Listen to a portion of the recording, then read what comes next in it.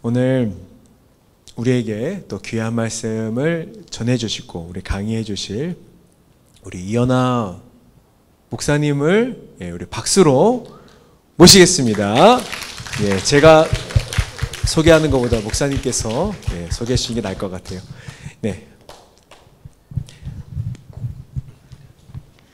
네, 반갑습니다. 소개받은 이현아입니다. 네, 여기에 이현아 님이 자매님이 계시더라고요. 반갑습니다. 네, 저기서 보고 놀래서 한번 인사 나누고 싶다 생각했습니다. 네, 초대해 주셔서 감사합니다. 우리 김동환 목사님께서 사역하시는 교회에 초대되는 날이 오게 될 줄 몇 년 전에 우리가 목사님의 둘째가 태어나기도 전에 첫째가 아기였을 때 본 게 마지막이었어요. 그리고 각자 이제 사역 잘하고 계시다 하고 전화 한 통화 이렇게 하기도 하고 했는데 목사님이 생태 쪽에 관심이 많으셨잖아요. 그래서 공부할 때도 같이 공부하고 했었는데 이 자리에 초대되어서 너무 좋습니다. 게다가 프리한기 교회 이야기 많이 들었는데 환경주의를 청년부가 지키고 있어서 더욱더 반갑습니다. 저는 예장 생태선교운동본부, 이름이 좀 길죠? 예장 생태선교운동본부에서 일하고 있습니다. 지금까지는 한 올해 초까지만 해도 기독교 환경운동연대라고 기독교 안에 우리나라에서 제일 오래된 환경운동 단체가 기독교에서부터 시작됐어요. 그래서 그 운동 단체에서 열심히 기독교 교회 안에 내 집을 짓고 사회와 함께 만나서 환경이라는 주제를 가지고 만나서 일하는 그런 일들을 해왔습니다. 물론 교회도 지금 작은 청년들 중심으로 하는 작은 교회에 사역하고 있습니다. 오늘 환경주일이라고 이름을 붙였는데 혹시 이제 만약에 괜찮으면 환경주일에서 한 걸음 더 나아가서 생태주일 이렇게 지켜도 좋을 것 같아요. 혹시 환경과 생태의 차이를 알고 계시는 분이 계실까요? 그냥 짐작은 되죠? 그죠? 환경은 중심이 있고 나머지는 다 주변부예요. 그죠? 나를 둘러싼 주변이 환경인 거예요. 그래서 그동안 우리는 모든 자연을 인간을 둘러싼 주변으로 생각했기 때문에 환경이라고 불렀어요. 그런데 이제 그런 의식을 좀 바꿔야 하는 시기가 왔어요. 물론 환경주일은 총회에서 제정한 고유 이름이기 때문에 앞으로 계속 환경주의를 하고 지켜도 됩니다. 다만 우리들의 마음속에는 환경은 그동안 너무 인간 중심적인 사고였다. 나를 중심으로 자연은 다 주변화시키는 일이었죠. 그런데 생태라는 것은 나만 주체가 아니라 나만 주인이 아니라 나만 주인공이 아니라 주변에 있는 모든 생명들 모든 자연 만물이 각자 그 자리에 서게 하신 하나님의 뜻대로 그곳에 있는 중요한 어떤 주체들이다 생각하고 그 상호 주체가 서로 연결되고 의존하고 함께 살아가는 것, 이것이 바로 생태예요. 그래서 생태적 신학, 생태적 신앙, 생태적 이렇게 붙이면서 우리가 생태 운동 이렇게 하는 거죠. 우리가 다 하나님의 이 창조 세계의 중요한 어떤 주인공들로서 각자 자기 몫의 일들을 하면서 이 창조 세계를 만들어가고 있다 생각하시면 될 것 같습니다. 그래서 하나님의 창조 세계를 고백하는 우리 모두는 사실은 환경이 아니라 생태에 더 익숙해져야 되는 사람들이 아닌가 싶습니다. 네, 오늘 제가 제목을 이제 우리가 기적을 만들어 갑시다 라고 정했는데요. 환경주의를 웬 기적 이렇게 생각하실 수 있죠. 제가 교회를 집으로 해서 저의 집으로 해서 사회에 많은 어떤 환경운동들을 하고 있잖아요. 그런데 교회 다니지 않는 많은 사람들과 많은 학자들, 활동가들, 시민들 이런 분들과도 만날 기회가 많은데 그중에 오랫동안 환경 문제, 생태 문제를 고민해 왔던 분들 중에는 지금의 기후위기 문제를 바라보면서 우리 인류에게 길이 있을까? 방법이 있을까? 고민하는 분들이 많이 계셔요. 그러다가 낙담하기도 하고 절망하기도 하는데 그분들이 탄식이 정말 우리가 지금 하려고 하는 일이 기적을 만드는 일, 기적을 한번 일으켜 보겠다는 게 아닐까 이런 이야기들을 하시는 거예요. 그 이야기를 듣고 제가 기적이라고 하면 우리 기독교가 일가견이 있잖아요. 그죠? 우리 복음서에 보면 숱한 기적의 이야기가 있단 말이에요. 그런데 우리가 이 기적의 이야기로부터 우리가 무엇을 배웠나? 우리는 과연 예수님의 길을 따라서 기적을 만들 수 있는 사람들로 성장해 왔는가? 라는 생각이 들더라고요. 그러면 이제 우리가 그동안은 이 기적이 어떻게 일어나지? 주로 이런 거에 관심을 가져왔다면 이제 우리가 예수님을 따라서 기적을 일으키는 사람으로서 살아가기 위해서 기적이 어떻게 만들어지는지 한번 궁리해 봐야 될 단계가 왔다. 그리고 세상을 향해서 이렇게 기적을 만들어가면 됩니다 라고 말해주면 좋겠다라는 생각이 들었습니다.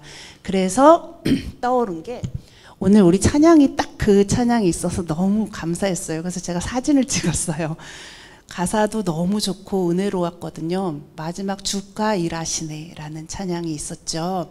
오병이어 기적의 사건을 가지고 아마 찬양을 만들었던 것 같아요. 오늘 오병이어 사건 기적의 제가 좀 준비한 게 있는데 이게 어떻게 해야 넘어가나요? 여긴가? 저긴가? 제가 파워를 안 켰나 봐요. 오늘 오병이어 기적의 이야기는 아주 간단합니다. 세례 요한의 간단하진 않죠. 세례 요한의 죽음 소식을 들었어요. 헤롯에 의해서 세례 요한이 비참한 죽음을 당했습니다. 그 소식을 들은 예수님은 예수님하고 육촌인가? 그죠? 친족 관계에 있습니다. 게다가 세례 요한에게 세례를 받았어요. 예수님은 많은 사람들이 예수님을 세례 요한의 어떤 후계자, 계승자 이렇게 이해할 수가 있단 말이에요. 그런데 이 세례 요한의 죽음 소식을 들었습니다. 예수님의 마음도 굉장히 침통하셨을 거예요. 그래서 혼자 조용히 한적한 곳에 가서 기도하고 싶으셨을 거예요. 그래서 빈들로 배를 타고 빈들로 나가셨다 이렇게 돼 있는데요. 문제는 많은 무리들이 예수님이 가시는 것을 보고 걸어서 이 예수님이 계신 곳까지 쫓아왔다는 거예요. 지도를 보면 예수님이 이곳에 계시다가 배를 타고 이쪽으로 가셨거든요. 그런데 무리들이 이렇게 걸어서 예수님께 온 거예요. 자, 이렇게 빈들로 가신 예수님을 사람들이 걸어서 따라옵니다. 그런데 그 당시 사람들이라고 해서 세례 요한이 권력자 왕 헤롯에게 죽임을 당했다는 것을 몰랐을 리가 없죠. 소식을 들었을 거예요. 예수님하고 친해봐야 좋을 일이 없다는 것도 짐작을 했을 겁니다. 그럼에도 불구하고 사람들이 걸어서 예수님을 쫓아온 거예요. 왜 그랬을까요? 권력자도 어찌할 수 없는 삶의 고단함, 피곤함, 그리고 뭔가 기댈 무언가가 간절히 필요했던 사람들이에요.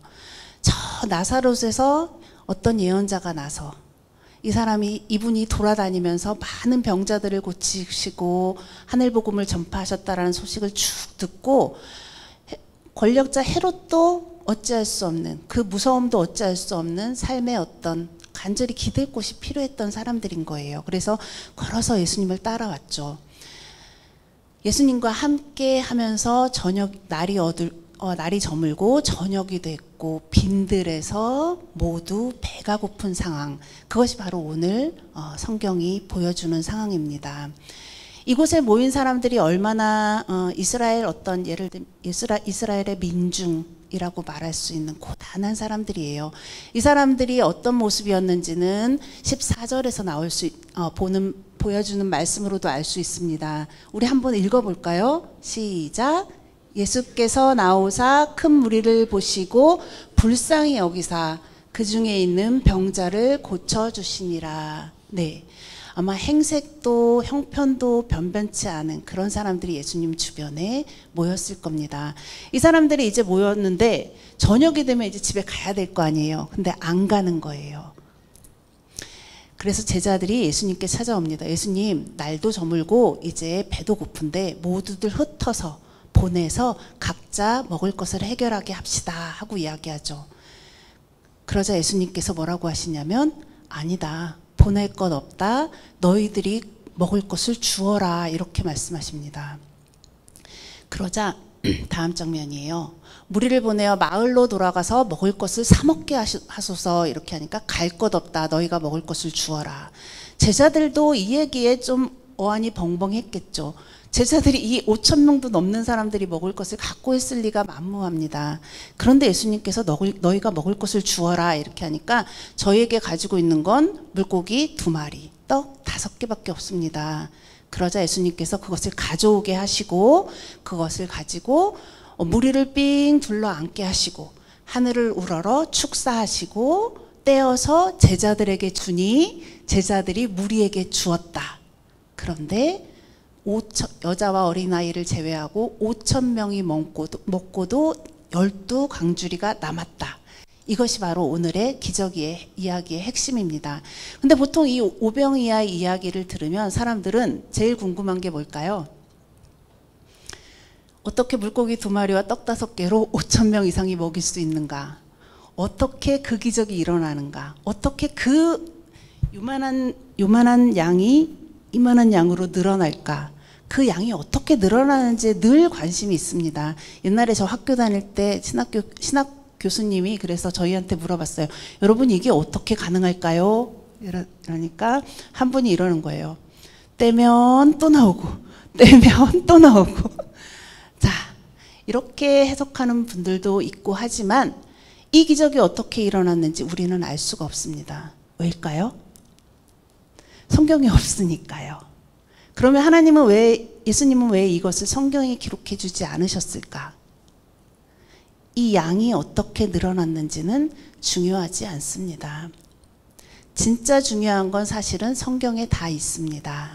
그게 뭐냐면 정말 기적, 오병이어 기적은 이 기적이 어떻게 일어났는지 첫 번째, 저는 이 말씀을 보고 너무 놀랐습니다. 제자들이 먹을 것을 각자 사 먹게, 각자 살아남게 보냅시다 했을 때 예수님께서 갈 것 없다. 그들이 보낼 필요 없다라고 말씀하십니다. 여러분, 이런 상황에서 사실은 제자들의 해결이 가장 현실적인 방안이었어요. 그렇죠? 이성적으로 아마 그게 가장 좋은 방법이라고 생각했을 거예요. 그러나 예수님은 자기 주변으로 모인 누구 하나도 그냥 돌려보내지 않으셨다는 거예요. 지금처럼 각자 도생, 자기 능력껏 이것이 가장 현실적이고 가장 이성적이고 가장 좋은 방법이라고 말하는 이 시대에 아무도 돌려보내지 않는 것, 아무도 각자 살아남으라고 돌려보내지 않으셨다는 것, 이것이 정말로 이 시대의 기적이 아닐까 싶습니다. 여러분, 우리가 이 시대의 기적을 경험하고 싶다면 아무도 돌려보내지 그냥 살아남으라고, 각자 능력껏 살아남으라고 돌려보내지 않는 세상, 이런 세상에 대한 꿈을 우리가 가졌으면 좋겠습니다. 두 번째, 오병이어의 기적은 떡 5개와 물고기 2마리가 마중물이 되었습니다. 누군가가 자기 하나 먹으려고 가져온 도시락이었을 거예요. 자기 것을 아끼지 않고 내놓았다는 거죠. 아까 주가 일하시네라는 찬양에서도 주께 자기 것을 아끼지 않을 때 주가 일하시네 했죠. 이 작은 것이 마중물이 되었다라는 거예요. 기적은 그냥 하늘에서 뚝 떨어지는 것이 아니라 우리들의 정성 어린 마중물을 가지고 마지막 하늘을 향한 기도를 통해서 응답된다는 거죠. 아무것도 안 하고 주가 일하시네 하면서 하나님께서 일하실 거야, 나는 아무것도 안 해도 돼 하는 순간 우리는 기적을 경험할 수 없습니다. 그래서 우리가 기적이 없는 건가? 기적이 없는 시대를 살고 있나? 라는 생각도 들었습니다. 자, 오병이어의 기적은 이렇게 아무도 돌려보내지지 않았다. 살아남으라고. 버려지지 않았다. 두 번째, 작은 마중물이 기적의 시작이었다. 그리고 세 번째, 이것을 가지고 하나님께 기도했을 때 그것이 기적을 일으켰다. 이렇게 이해하시면 될 것 같습니다. 자, 제가 이 기적 이야기를 한 것은 지금부터 할 이야기를 오늘 조금 평소보다 설교 시간이 약간 길어질 수가 있을 것 같아요. 그래도 그림 보시면서 그냥 이렇게 따라오시면 될 것 같습니다. 지금 우리가 살아가고 있는 시대, 기후위기의 시대, 지금 우리 청년들 중에는 기후위기를 부정하거나 기후위기에 대해서 못 들어봤어요 하시는 분은 안 계실 거예요. 그렇죠? 보시면 아시겠지만 지금까지 한 몇십 년간 지금 생태계 최대의 위기라고, 제가 여기 서서 하는 것도 괜찮을까요? 네. 자, 생태계 최대의 위기, 기후위기라고 전 세계적으로 이야기되고 있죠. 거대한 가속의 시기라고 불려지는 시기가 1950년대부터 지금까지입니다. 요거는 지금 뒤에 조금 더 설명을 드릴게요. 지구 평균 기온이 이 거대한 가속의 시기에 수직 하는 게 보이죠? 이게 바로 뭐냐면 이산화탄소 농도와 함께 지구 평균 기온이 저 정도 올랐다는 건데요. 지금까지 1850년 산업혁명 이후에, 산업혁명 때 우리가 석탄 발전을 막 하면서 우리가 뭐라고 할까? 산업혁명이라는 걸 이루었잖아요. 근데 그때 석탄 발전을 화력 발전을 막 하면서 이산화탄소가 대기 중에 엄청 많이 뿜어졌고, 그리고 나서 사실은 1, 2차 세계대전이 있고 나서 잠깐 멈추었다가 1950년 세계대전들이 다 끝나고 나서 온 세계가 경쟁적으로 경제성장, 산업성장 이런 거에 이런 표현 해도 되는지 모르겠지만 미친 듯이 몰두했어요. 막 질주했었죠. 그래서 이 시기를 바로 거대한 가속의 시대라고 하는데, 이 시기를 거치면서 현재 지구 평균 기온이 산업혁명 이전보다 1.18도 정도 올랐습니다. 그런데 여러분, 우리나라는 대략 1.2도잖아요. 지구 평균은. 그런데 우리나라는 1.8도. 평균보다 확실히 많이 오른 상태예요. 그리고 해수면도 1966년 이래 0.33도씨, 해수면 온도도 그 정도 올랐다고 합니다. 이런 이야기들은 주로 여기 이제 IPCC라는 것 많이 들어보셨을 텐데, 기후변화에 관한 정부 간 협의체라는 어떤 국제기구가 있는데 약 한 200개 나라 정도가 모여서 매년 이 기후변화와 관련된 회의도 하고 대책도 마련하고 그러거든요. 그래서 지금 현재 IPCC 이 보고에 따르면, 네, 지금 이런 상황인데, 다음 넘어가 볼게요.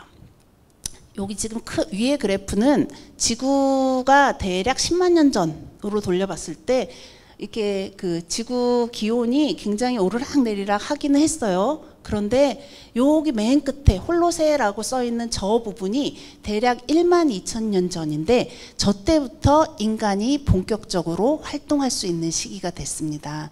저 때부터 기온이 평균 기온 일정하게 유지됐기 때문에 그때부터 사람들이 한 곳에 정착해서 농사를 지을 수도 있고, 농사를 짓는다는 건 무슨 말이냐면 마을을 이룰 수 있다는 거고, 마을을 이루면 문명을 이룰 수 있다는 거고, 이렇게 인간이 문명을 이루어 가면서 살아갔던 시대, 저 홀로세의 안정적인 시기, 그 시기를 우리가 지금 살고 있는 거예요. 그리고 과학자들은 저 홀로세의 시기가 당분간 아주 오래, 지금까지 시기보다 약 1, 2만 년 정도 더 지속되는 게 기본 예측이에요. 그런데 지금 요 밑에 보시면 이 그래프는 뭐냐면 약 1000년 전부터 여기 파란색과 까만색 그래프가 보이죠?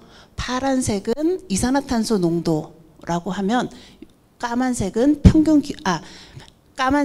기온, 까만색이 이산화탄소 농도, 그 다음에 파란색이 대기 중 기온, 온도를 말하는 건데, 이산화탄소가 올라가는 거에 따라서 공기 중 대기 온도도 높아지는 거죠.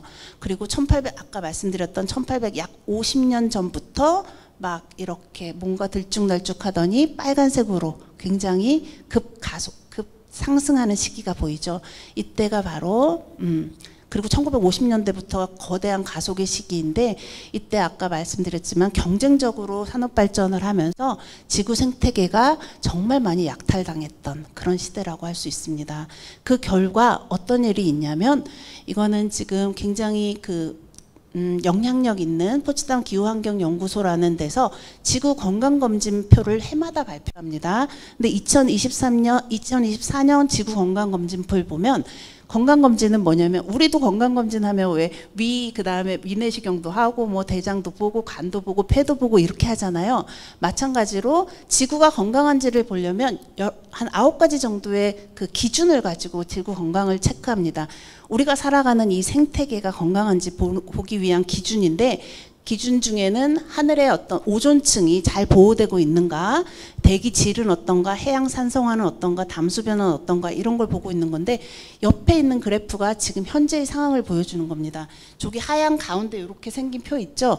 거기가 지금 현재 지구 건강이 어떤지 그 현재 시점을 보여주는 건데 오존층과 대기질과 해양 산성화가 아주 살짝 건강한 편에 속하고 녹색 건강한 편에 속하고 나머지는 다 굉장히 안 좋은 쪽으로 넘어가 있죠. 네, 저 중에서 뭐 영양화 같은 경우에 끝에서 세 번째 영양화 같은 경우에 아주 끝에 가 있죠. 거의 뭐 빨간 데 가 있잖아요. 인질소의 변화, 이것은 토지를 우리가 대량으로 곡물을 생산하기 위해서 비료 뿌리고 막 이렇게 하면서 토지 질이 너무 나빠져서 토지의 그 어떤 부영양화가 바닷속까지 영향을 미치면서 이렇게 되면서 굉장히 이제 네, 이런 상황이라는 거죠. 그것뿐만 아니라 생물 다양성 같은 경우에는 지금 위치가 보이지 않죠. 이것은 다 측정할 수는 없는데 저기 안에서 지금 움직이고 있다라는 거예요. 생물 다양성이라는 게 그렇습니다. 자, 이렇게 지금 지구 건강이 이렇다라는 거예요. 대부분 지구 불타는 지구, 지금은 그냥 딱 불타는 지구라고 우리가 살아가고 있는 지구 생태계를 이렇게 표현할 수 있죠. 그런데 이런 일들을 만들어냈던 건 거대한 가속의 시기에 있었던 일인데 그 거대한 가속의 시기에 우리를 잠식하고 있었던, 인간을 잠식하고 있었던 세 가지 기조가 있습니다. 뭐냐면 인간 중심주의, 그리고 성장 중심주의, 소비주의. 뭐냐면 생태계에 인간이 최고예요. 제일 꼭대기에 올라가서 하나님께서 우리에게 창조세계를 돌보고 다스리라고 하셨는데 돌보는 것은 버려두고 모든 자연을 나한테 가지고 와서 나한테 이로운 것으로 만들기 위해서 애썼던 시기예요. 인간 중심주의가 그거예요. 그냥 단순한 이기주의가 아니라 모든 것을 우리에게로 끌어들인 거죠. 자연은 자원이 된 거예요. 생명이 아니라 우리의 자원이 된 거예요. 나에게 부를 가져줄 건가, 나에게 편리함을 가져줄 건가, 다 자원으로 만들어 버렸죠. 그리고 두 번째, 저 그래프 많이 보셨죠? 우리들 중에도 혹시 아침마다 저 그래프 확인하고 계시는 분이 계실지도 모르겠습니다. 모든 사람들이 왼쪽 밑에서 오른쪽 위로 올라가는 것을 좋아해요. 통장에 잔고 쌓이는 거, 주식 높아지는 거, 오로지 성장, 오로지 성장, 오로지 성장. 도대체 어디까지 성장하려고 하는지 모르겠습니다. 이렇게 오로지 성장 중심주의. 근데 이렇게 돈을 많이 벌어서 성장해서 결국 하려는 게 뭐냐면 쓰겠다는 거예요. 우리의 모든 에너지와 시간과 아침부터 저녁까지 밤늦게까지 열심히 내 건강과 시간을 다 바쳐서 돈을 벌어서 결국 그걸로 뭐 하냐면 쓰는 거예요. 그런데 우리가 쓰는 모든 것들은 결국은 쓰레기가 됩니다. 여러분, 아무리 좋은 옷도, 아무리 좋은 무엇도, 우리가 앉아있는 의자도, 이 건물도 결국은 폐기물, 쓰레기가 돼야 합니다. 최대한 그 기간을 늘려보자는 게 지금 새로 만들지 말고 그 기간을 최대한 늘려보자는 게 지금 우리들의 그래도 노력의 한 부분이죠. 자, 이렇게 살아온 결과 결국 남는 건 이런 거죠. 그죠? 자, 그러면 이제 기후위기, 생태계 최대의 위기라고 했잖아요. 기후위기가 어떤 점에서 기후위기인지 한 3가지 정도로만 요약해서 말씀드려 보려고 해요. 기후위기 하는데 첫 번째, 기후변화가 위기인 이유는 지구가 자기 조절 능력을 상실했기 때문입니다. 우리 그 1.5도라는 이야기 들어보셨죠? 1.5도를 아까 그 IPCC 1.5도 보고서, 특별 보고서에서 우리가 지구 생태계에서 우리가 더 계속 살아가기 위해서는 평균 온도 상승을, 평균 기온 상승을 1.5도 안에서 막아야 된다라는 건데, 이 1.5도가 바로 지구가 더 이상 자기 조절 능력을 더 이상 상실하면 안 된다라는 의미의 숫자라고 할 수 있습니다. 이 1.5도를 넘어가서 2도를 넘어가게 될 경우 우리가 그때는 무엇을 하지 않아도 지구가 스스로 자기를 덮여서 지구가 자기를 스스로 덮이는 그런 상황이 된다라는 거죠. 많이 들어보셨을 거예요. 뭐 해양이 더 더워지면 해양 산성화가 강화되고 해양 산성화가 심해지면 바다가 잡고 심해가 잡고 있는 이산화탄소를 놓치게 되는 거예요. 바닷물이 뜨거워지면 그 안에 산호초랑 바닷물이 잡고 있었던 이산화탄소가 올라오기 시작하는 거예요. 그리고 시베리아나 이쪽에 있는 동토가 녹아버리면 그 안에 있는 메탄가스나 이런 것들이, 메탄가스는 이산화탄소보다 20배 강력한 탄소 온실가스예요. 근데 이런 것들이 풀리면 우리가 무엇을 하지 않아도 지구 스스로가 이미 자기 자정 능력을 조절 능력을 잃어버린다는 거죠. 그래서 1.5도, 2도 안에서 막아야 된다라는 얘기인데요. 기후 변화가 위기인 이유는 자기 조절 능력을 이미 상실해서 세계적으로 이런 일들이 계속해서 벌어지고 있어요. 그 전에는 뭐 100년에 한 번 뭐 홍수, 뭐 이렇게 50년에 한 번 산불 이랬던 것들이 지금은 10년 단위, 20년 단위, 20년 단위, 10년 단위, 5년 단위, 그리고 지금 3년 단위로 줄어들면서 계속해서 지구 곳곳에서 그전에 보지 못했던 일들이 일어나고 있는 거예요. 문제는 주기가 짧아진다라는 거, 그리고 강력해진다라는 거. 이것이 바로 기후 변화, 기후 위기의 한 가지 징조이고요. 두 번째는 뭐냐면, 그래도 첫 번째 일들은 재난들은 어떻게 피해가면 살 수 있을 것 같기도 해요. 그렇죠? 그런데 더 무서운 것은 서서히 우리의 생존 기반을 흔들면서 다가오는 위기인 거죠. 근데 이 두 번째 위기 같은 경우에는 우리 한국 사람들, 우리는 세계 10위권의 부자 나라죠. 그죠? 그리고 굉장히 안정적인 위도, 그리고 안정적인 조건에 놓여 있는 나라입니다. 그래서 우리 같은 경우에는 잘 체험하기 쉽지 않다라고 생각할 수도 있는 위기인데요. 세계적으로 삶의 기반들이 점점 붕괴되어 가는 거예요. 근데 삶의 기반들이 붕괴되면서 어떻게 되는지 한번 보시면, 먼저 감염병도 점점 그 주기가 빨라지고 있어요. 온갖 우리가 모르는 바이러스들이 사실은 사람 몸에 들어오려면 사람 몸의 온도가 몇 도죠? 36.5도, 37, 기껏해야 뭐 그 정도죠. 그런데 바이러스들이 원래는 그 정도의 그 온도 안에서 적응을 못하는 그런 식으로 발전을 했었잖아요. 그런데 지구 온도가 더워지면서 바깥도 더우니까 사람 몸에서도 적응할 수 있는 거예요.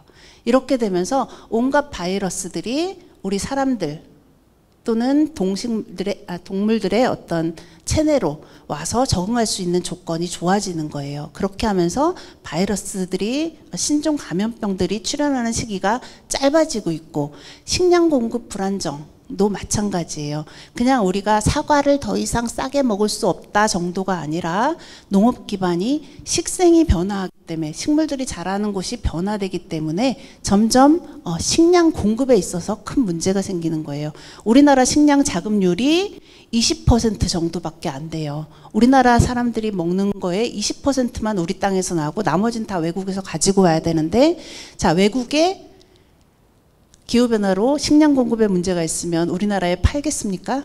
안 팔죠. 그러면 당장 우리나라 식량 공급에 문제가 생기는 거예요. 그래서 세계적으로 우리나라 같은 경우에 아까 IPCC 과학자들이 우리나라를 예로 들어서 우리나라의 기후위기의 가장 큰 문제점 중에 하나는, 그걸로 인해서 가장 큰 위기 중에 하나는 식량 문제일 거다라고 추측하고 있습니다. 다른 나라 같은 경우에는 이렇게, 다시 돌아가는 거는? 다른 나라 같은 경우에는 이렇게 땅이 없어지는 나라들이 있습니다. 뭐냐면 여기는 지금 투발루라는 태평양의 9개 섬으로 이루어진 나라인데요.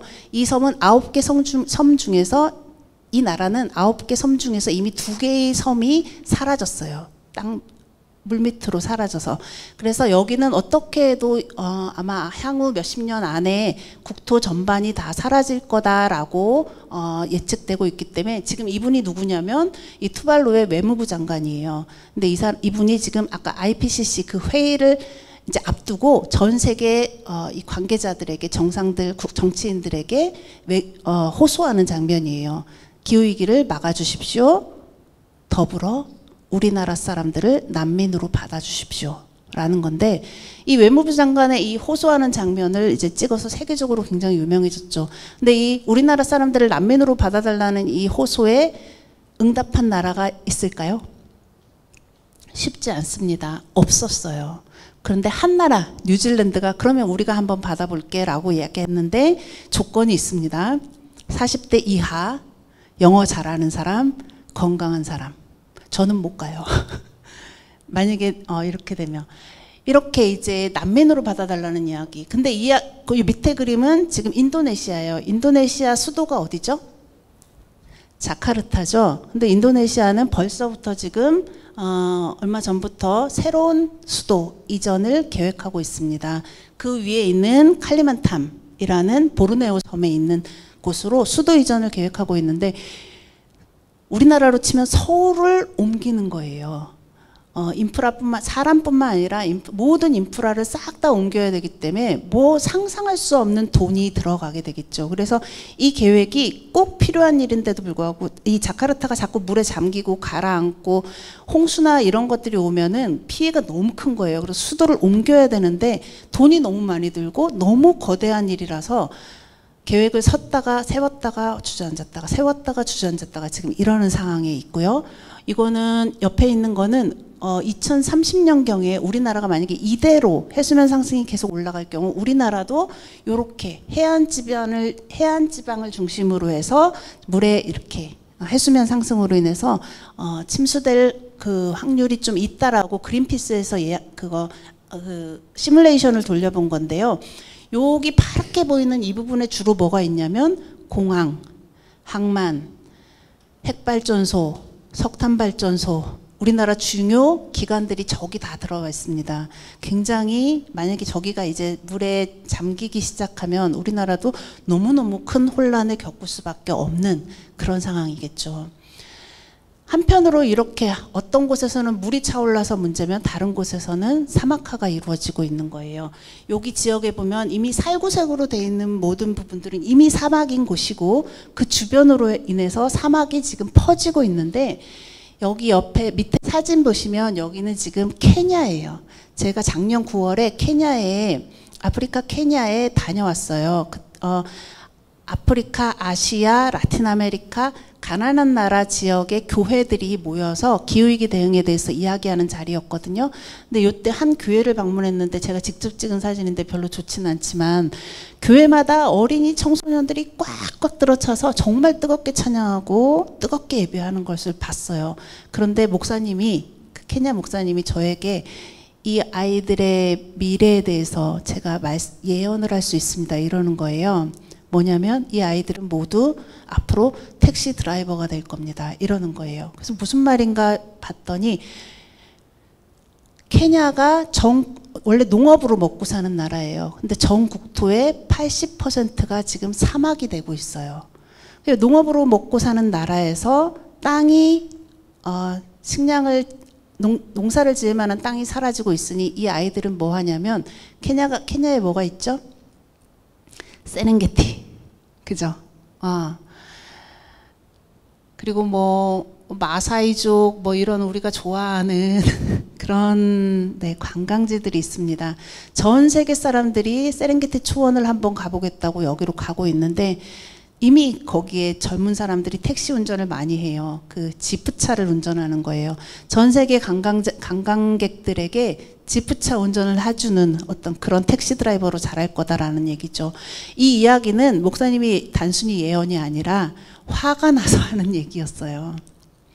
도대체 기후위기는 누가 만들었는데 왜 우리나라 이 어린아이들이 앞으로 앞날이 깜깜한 그런 삶을 살아야 되는 겁니까? 세계 교회들이 이 문제를 가지고 이야기 좀 나눠달라고 이야기하는 장면이었습니다. 이렇게 삶의 기반이 붕괴된다는 것은 사람들이 결국 그 자리를 자기가 살던 곳을 떠나야 된다는 얘기예요. 물을 찾아서 식량을 찾아서 세계 곳곳을 돌아다니게 됩니다. 기후 난민.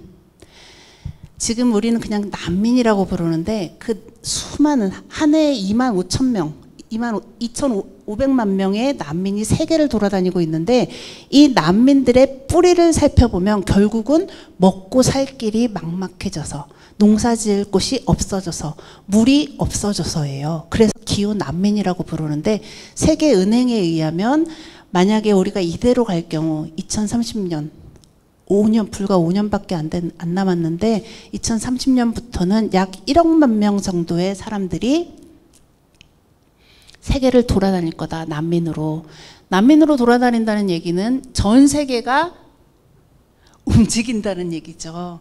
그러면 이미 살고 있던 사람들 그리고 새로 들어오는 사람들 이 사람들 사이에서 평화가 쉽게 유지되기 어렵습니다. 계속해서 우리나라도 난민 안 받으려고 얼마나 많이 저항을 합니까? 이렇게 많은 사람들이 세계를 돌아다니면서 그만큼 세계의 불안 지수도 커지는 거죠. 자, 그런데 기후 위기가 기후 변화가 위기인 이유 두 번째가 생존 기반이 붕괴되는 거라면 세 번째는 갈등의 증폭입니다. 기후 위기는 사실 불평등으로 시작해서 불평등으로 마무리된다고 해도 과언이 아닙니다. 여기 보면은 세계 부자 10%의 사람들이 탄소 배출 50% 했습니다. 그리고 그 하위 또 10%의 사람들이 또 20%, 총 70% 이상의 탄소를 부자들이 배출한 거예요. 여기 위에 보면은 지금 기후위기로 인해서 영향받고 있는 땅들이 남쪽 중심으로 해서 라틴 아메리카, 아프리카 이런 쪽으로 해서 빨갛죠. 그런데 이 밑에 보면은 탄소 배출을 한 곳은 주로 위의 나라들이에요. 잘 사는 선진국들. 이곳에서 배출한 탄소로 인해서 영향은 남쪽에서 받고 있는 거예요. 가난한 지역들, 이곳에서 받고 있는 거죠. 굉장히 불평등한 상황입니다. 기후위기는 국가별, 인종별, 지역별, 성별, 계층별, 세대별 불평등으로부터 시작해서 불평등으로 귀결되는 거예요. 잠깐만요.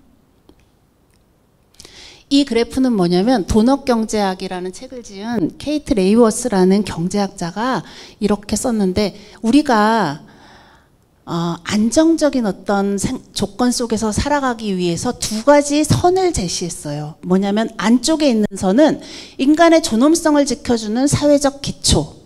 이게 무너지면 인간의 생명, 인간의 존엄이 무너지는 거예요. 뭐냐면 물, 식량, 보건, 교육, 소득, 평화, 평등, 주거 이런 것들이 무너지면 안 되는 거예요. 그래서 무너지지 않도록 안쪽 선을 지키고 그리고 바깥선은 뭐냐면 치명적인 환경위기를 막는 생태적 한계. 우리가 살아가려면 생태계가 잘 보존돼야 되는데 이것을 넘어가면 안 된다라는 거예요. 그게 뭐냐면 기후변화, 오존층 파괴, 대기오염, 생물다양성, 기타 등등 이런 것들인데 이 바깥으로 넘어가지도 않고 이 안쪽으로 무너지지도 않는 그 안쪽에서의 삶을 우리가 이 안쪽에서 우리가 세계를 만들어가야 된다라는 그래프를 제시한 건데 이거를 가지고 우리가 SDGs라고 하는 지속가능 발전 목표 세계의 모든 나라들이 하는 지속가능 17가지 발전 목표를 만들기도 했는데요. 그런데 뒤에 보시면 이렇습니다. 방글라데시 같은 경우에 인간의 존엄을 지켜주는 삶의 기초선이 사회적 기초선이 다 무너져 있죠. 안쪽으로 다 빨갛게 들어가 있습니다. 그런데 미국이나 우리나라 같은 경우에 지금 더 이상 넘어가면 안 되는 생태적 한계선이 다 넘어가 있죠.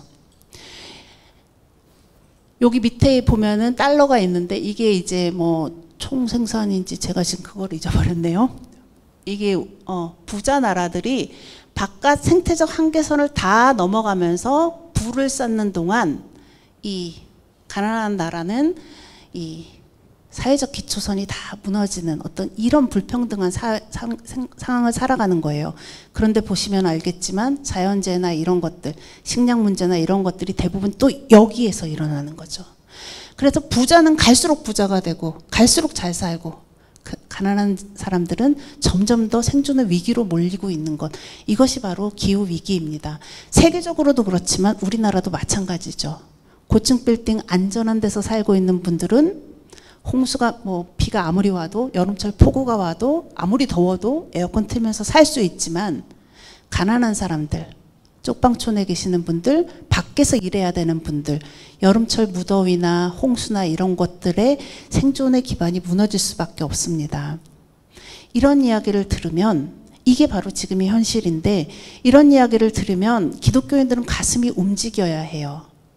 왜냐하면 아까 우리 예수님의 이야기 봐서도 알겠지만, 예수님을 쫓아다니던 사람들, 그 사람들을 보고 예수님은 늘 불쌍히 여기고 그들을 고쳐주시고 그들과 함께 하시고 했거든요.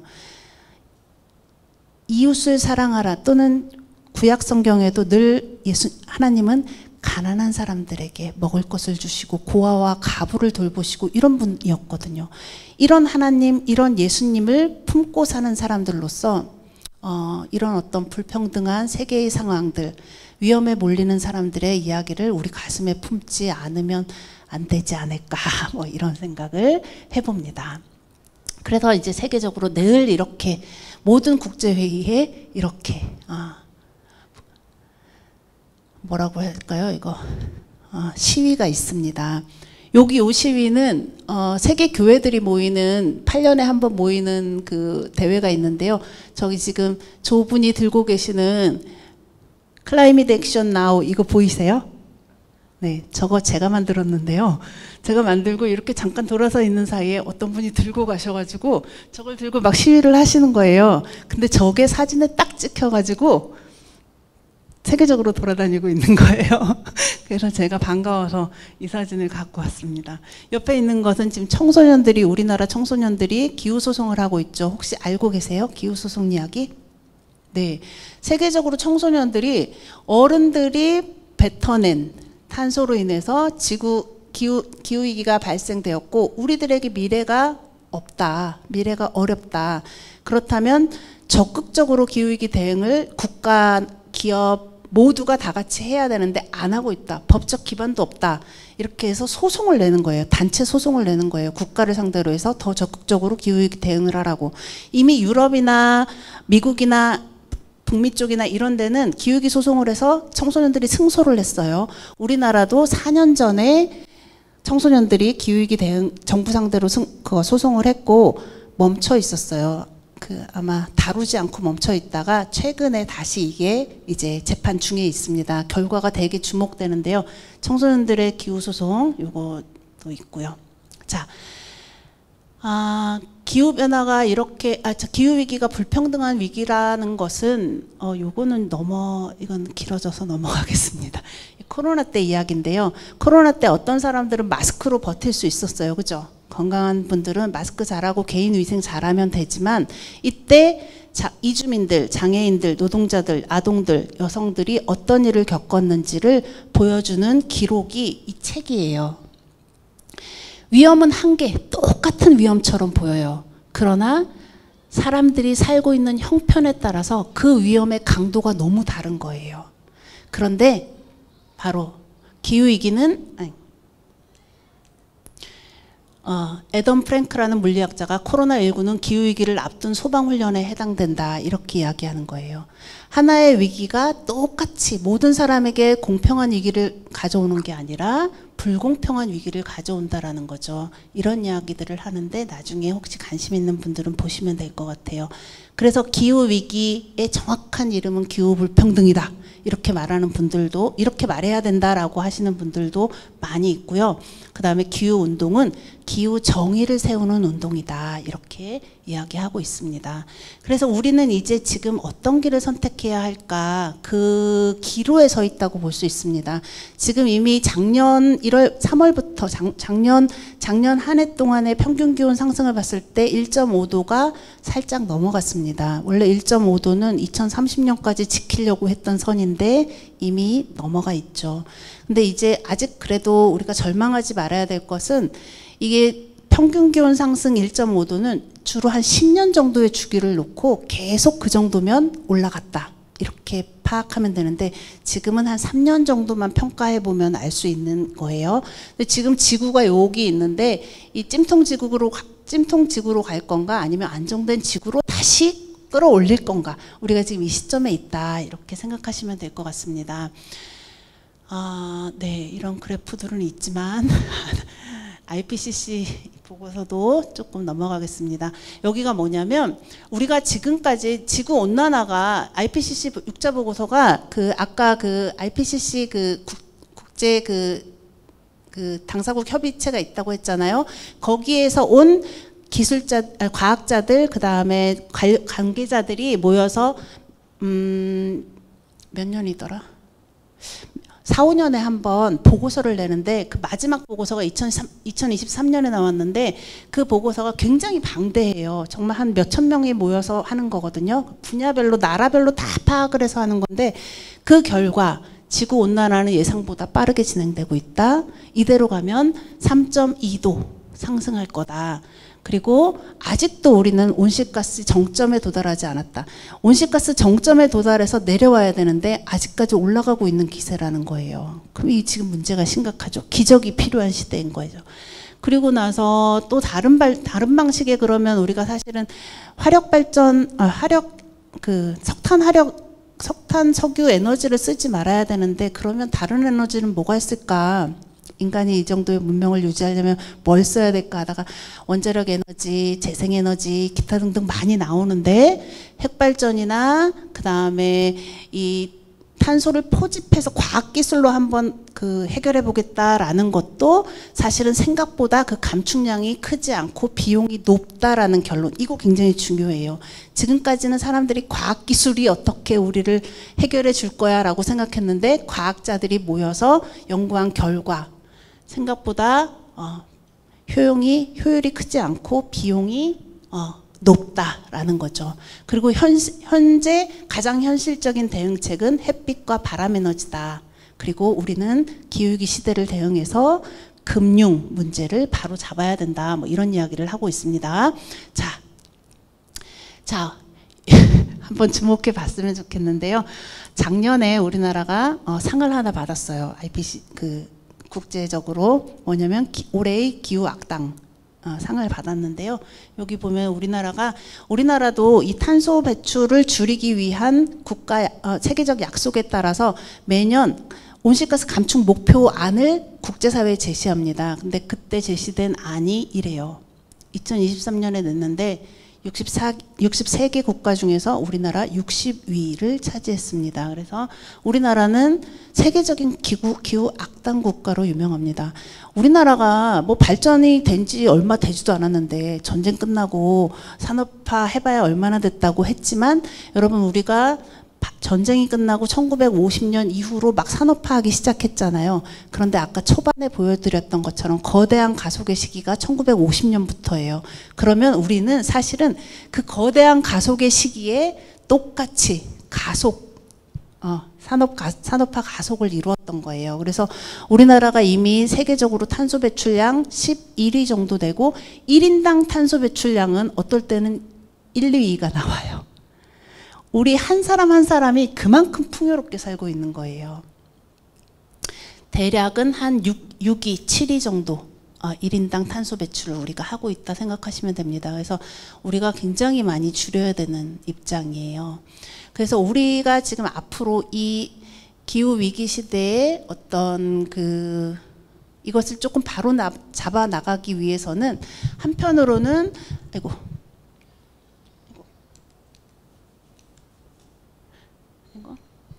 탄소 배출을 줄이는 방향으로 가야 되는 거죠. 줄이는 거, 탄소 배출 줄이는 거에 대해서는 아마 많이들 아실 거예요. 뭐 일회용품 안 쓰고, 그 다음에 플라스틱 쓰지 않고, 이거 전부 다 그 석유 에너지의 어떤 그 결과물로 해서 나온 거거든요. 이런 소비를 좀 줄이고, 그 다음에 파괴를 줄이고, 이런 식으로 에너지 사용을 줄이고 하면서 나가면 됩니다. 석탄 발전소 닫고, 뭐 이렇게 하면서 완화 정책을 가면 되는데, 또 하나 완화시켜야 될 것은 뭐냐면, 사회적인 불평등. 이것은 뭐 부자 가난한 사람의 문제뿐만 아니라 장년과 청소년, 예를 들면 장년 세대와 젊은 세대 사이의 불평등도 줄여야 돼요. 이 얘기는 뭐냐면 기후위기 대응을 위한 정책 수립 과정에서 젊은 사람들의 목소리가 들어가야 된다라는 거죠. 이런 불평등이 줄어들어야 되고, 또한 성별 차이도 줄어들어야 돼요. 아까 코로나 때 보면은, 코로나 결과물에 보면은 코로나로 사람들이 나가지 못하자, 경제가 줄어들자 제일 먼저 그 직장에서 쫓겨난 사람들이 여성이었다라는 결과, 그리고 아이들이 학교 가지 못하고 집에 있자 가사노동이 증가하고, 그래서 주부 우울증, 불안 이런 것들이 건강 문제가 급증했다라는 거예요. 실제로 방글라데시 같은 경우에 큰 홍수가 났을 때 거기에 그 힌두교 사람들이 왜 긴 옷을 입잖아요. 몸 다 가리고, 이슬람 사람들이. 그런데 그 옷 때문에 도망을 못 가서 홍수에 피해를 당한 사람들이 대부분 여성들. 이런 어떤 그 사회가 어떤 사람들에게 어떤 조건을 삶의 조건을 만들었는지에 따라서 피해자가 조금씩 달라지는 거예요. 이런 불평등을 줄여야 되는 일들이 필요하고요. 다른 하나는 어쨌든 지금 우리는 이미 더워진 지구에 살고 있어요. 그렇다면 적응해야 돼요. 그래서 꼭 참고 적응하라는 얘기가 아니라 어떻게 우리가 피해를 최소화하면서 이 시대를 살아갈 건가, 어떻게 하면 우리가 이 약한 이들과 함께 그들을 사회적 안전망 안으로 떨어지지 않도록 붙들고 함께 살아갈 건가, 이게 우리가 깊이 생각해야 될 과제라는 거죠. 그리고 저는 우리 믿는 사람들의 과제가 저기 있다고 생각해요. 기후 돌봄, 대안적인 문명을 만들어. 이렇게 석탄 이 부를 향해서, 성공을 향해서, 성장을 향해서 쫓아가는 이 문명이 아니고 다른 문화, 다른 세상을 꿈꾸는 그 비전을 기독교인들이 제시해야 된다고 생각해요. 아까 처음에 말씀드렸던 기적이 없어라고 말하는, 기적이 필요해라고 말하는 그 사회 안 믿는 분들이 하시는 얘기가, 저 같은 사람들 만나면 얘기하시는 게, 목사님, 종교가 대안을 좀 만들어주세요. 종교는 삶의 본질, 삶의 방향, 어디로 갈 것인가를 말하는 것이 바로 종교 아니에요. 우리가 앞으로 어떻게 살아갈 건지를 종교가, 기독교가 좀 말 좀 해주세요 라고 요청하는 것을 많이 듣습니다. 여기에 우리가 조금 많이 신경을 써야 될 것 같아요. 그리고 이 부분은 기업과 정부와 지방자치단체와 모든 사람들이 힘쓸 수 있도록 우리가 계속해서 푸시를 하는 방향으로 해나가면 좋을 것 같아요. 자, 더 많이 준비했지만 이 정도에서 어느 정도 마무리를 가려고 해요. 우리에게 필요한 기적은 누구도 알아서 살아남으라고 버려두지 않아야 한다. 능력껏 살아남아, 위기시대에 능력껏 살아남으세요 하고 버려두지 않아야 합니다. 그리고 두 번째는 우리의 작은 노력들이라도 그것을 주님 앞에 내놓아야 합니다. 이것이 마중물이 될 거예요. 그리고 그것을 가지고 하나님께 기도해야 되는 거죠. 마지막으로 우리에게 작은 변화, 우리의 마중물이라는 것은 이런 것들이 아닐까 싶어요. 우리의 신앙 고백이 변화되어야 될 것 같습니다. 그전에는 우리 중심, 인간 중심으로 살아왔다면 우리가 창조세계의 구성원의 일부라는 것, 그리고 이 창조세계에는 하나님께서 존재하신다라는 것, 여기를 거룩한 공간으로 생각하지 않는 한 우리는 이 지구를 착취하거나 억압하거나 이렇게 하는 것을 멈출 수가 없을 거예요. 여기는 하나님의 숨결에 계시는 곳, 모든 생명들을 하나님께서 정성스럽게 빚으셨다라는 것, 여기에 대한 이 영성을 가지지 않으면 안 될 것 같습니다. 생명이 멸종하고 있잖아요. 없어진단 말이에요. 하나님께서 만들어서 세상에 내놓으셨는데 우리가 무엇을 해서 그 생명이 세상에서 없어지고 있는 거예요. 어떤 신학자는 하나님에 대해서 가장 적대적인 행위라고 하고 이 이야기를 생물 멸종에 대해서 이렇게 이야기합니다. 두 번째는 요건 넘어갈게요. 두 번째는 우리의 행함과 실천에도 변화가 있어야 될 것 같아요. 무엇을 버리고 무엇을 남길까?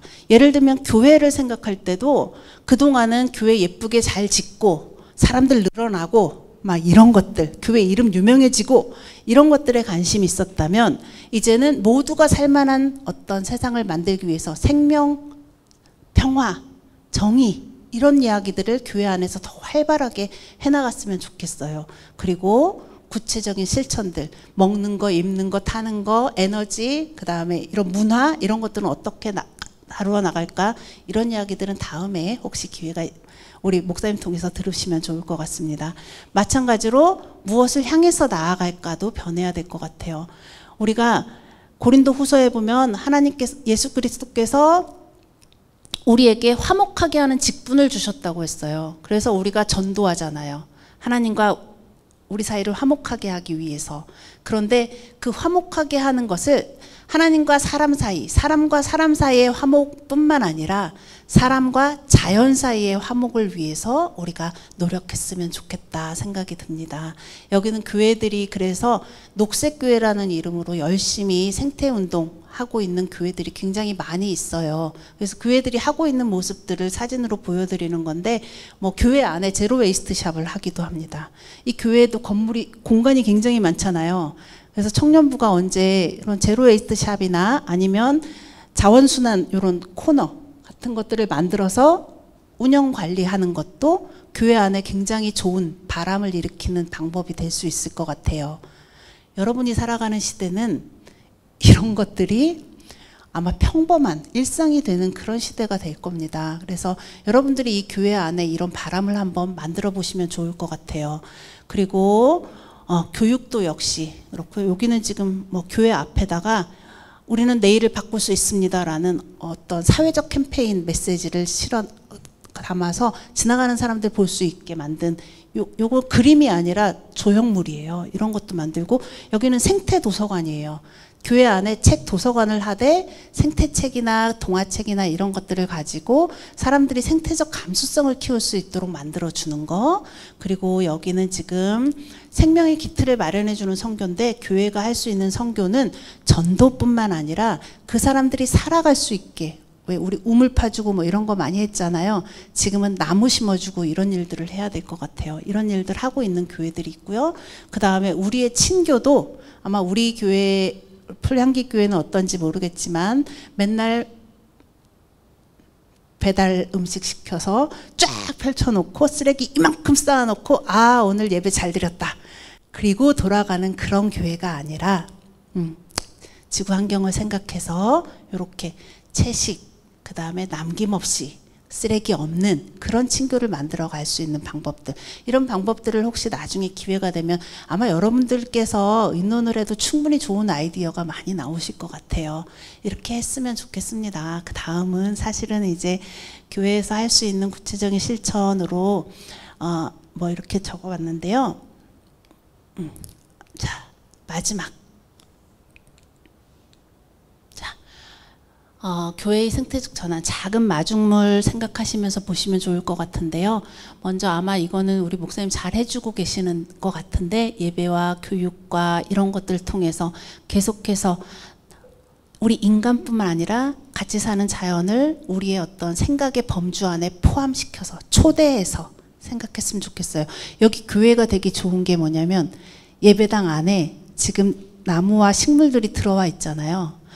하나님의 집에 사람만 드나들어서 될 게 아니에요.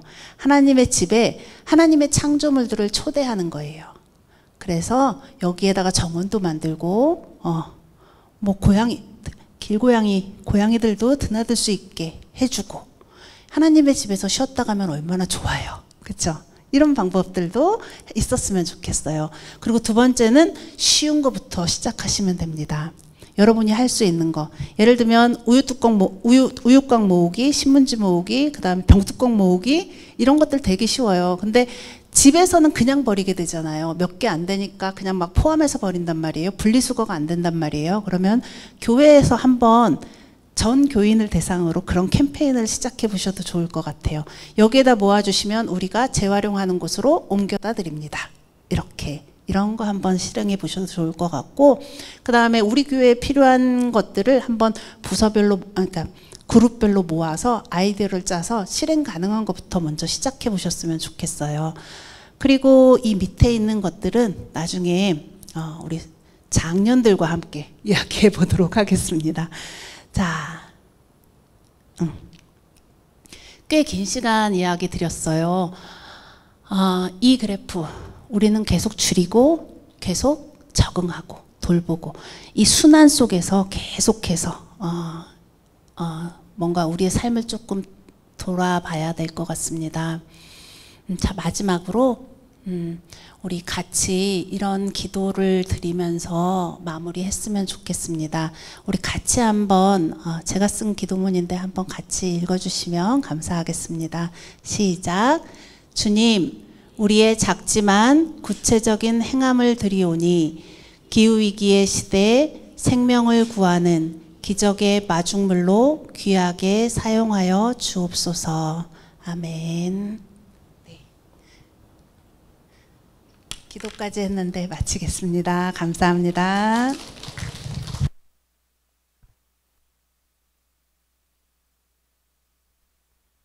목사님 감사합니다. 네. 이것은 여러분 우리의 문제입니다. 다른 사람의 다른 행성의 문제가 아니라 저와 여러분이 살아가야 될 시대와 또 하나님께서 주시는 이 환경에 대한, 생태에 대한 또 우리의 고민을 우리가 함께 했습니다. 여러분, 여러분의 문제입니다. 그리고 여러분의 삶의 터전이고요. 네, 하고 싶은 말은 많지만 이건 또 강의가 되기 때문에 제가 또 따로 준비해서 하고요.